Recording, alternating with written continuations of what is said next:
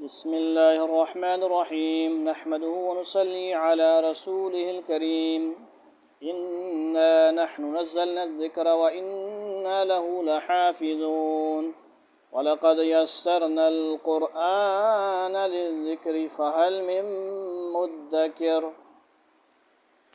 رب يسر ولا تعسر وتمم بالخير۔ تحفہ الفاظ کتاب میں سے صفحہ نمبر 78 تا 80 ہے۔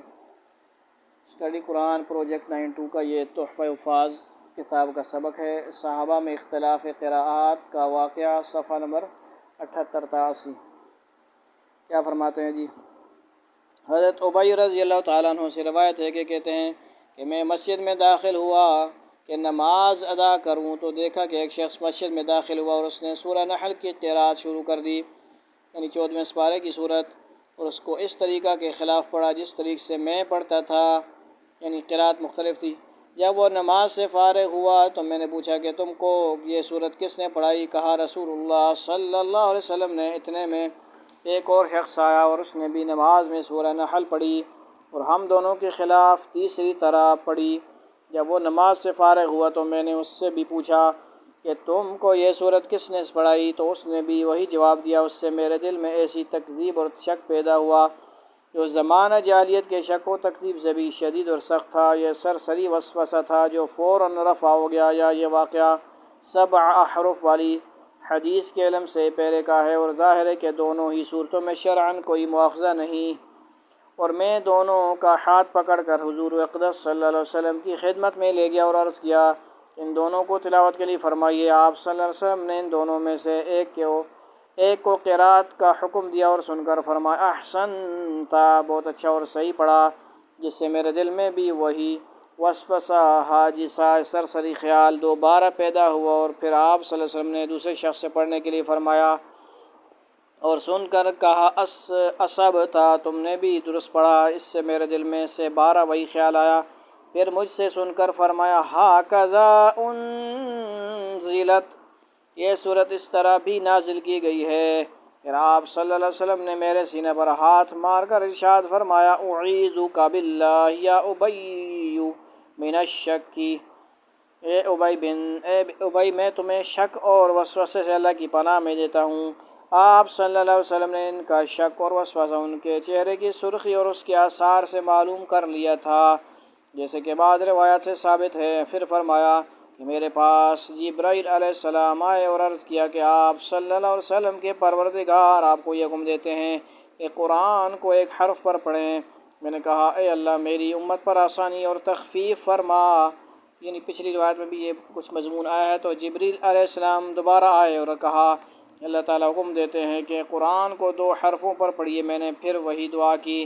جبرائیل علیہ السلام تیسری بار آئے اور عرض کیا کہ اللہ تعالیٰ یہ حکم دیتے ہیں کہ آپ قرآن کو 7 حرفوں پر پڑھیں، اور حق تعالیٰ نے آپ کو ہر بار لوٹانے کے بدلے میں ایک مقبول سوال دیا ہے جو ضرور منظور ہوگا الی آخرہ۔ اور رواہ الحارث بن ابی اسامہ فی مسندہ بہذہ اللفظ، اور مسلم کی روایت میں ہے کہ آپ نے ان 3 سوالوں میں سے 2 سوال تو اسی وقت فرما لیے تھے، یعنی دعا وغیرہ۔